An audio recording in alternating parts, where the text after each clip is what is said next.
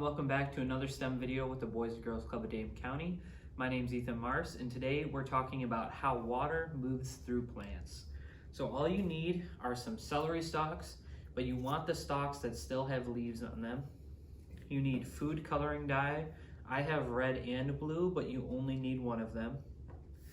And then you need cups filled with water. Clear cups are more fun because you can see the color, but solid color cups will work fine.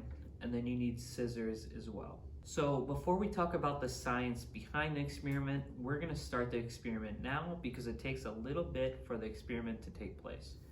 So first, you're gonna take your celery stalks and you're going to cut off the bottom of your celery stalks, and then you can put them in the water. At home, you can only do one. I am doing two today so we can see the blue and the red. But all you do is you cut off the bottom of the stalk and then put it in the water.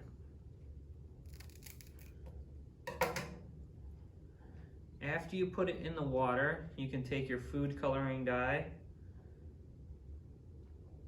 I'm doing my blue first, and you put quite a bit of dye in the water that your celery stalks are going into. And then I'm going to do my red one as well.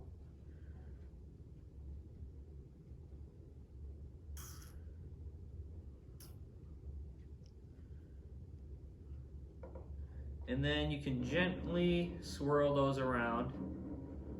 And you can even use your celery stalks to stir it a little bit just to get the color really mixed into the water. Now that you have your color mixed in the water and your celery stalks in your glasses with the water in it, you are going to let this sit for 24 hours.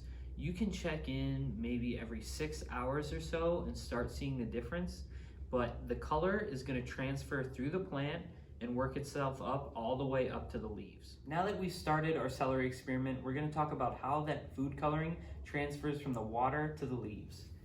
Inside our celery stalk are things called xylem.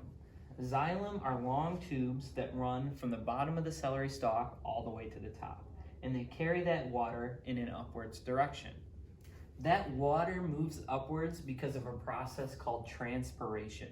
Leaves on any types of plant sweat just like we do.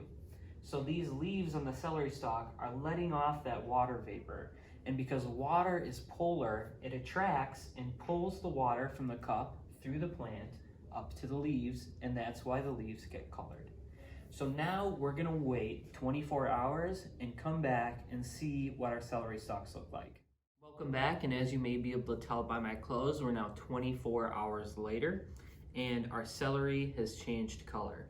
The leaves on the celery in the red dye have turned red, and the leaves in the blue dye have turned blue.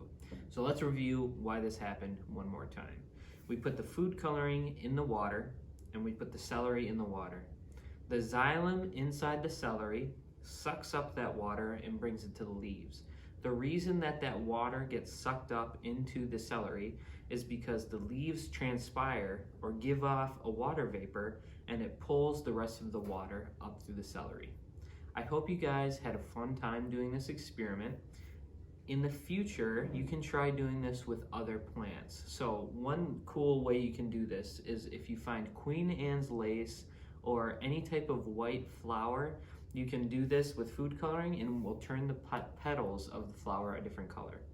I hope you enjoyed the experiment. Stay safe and be well, everyone.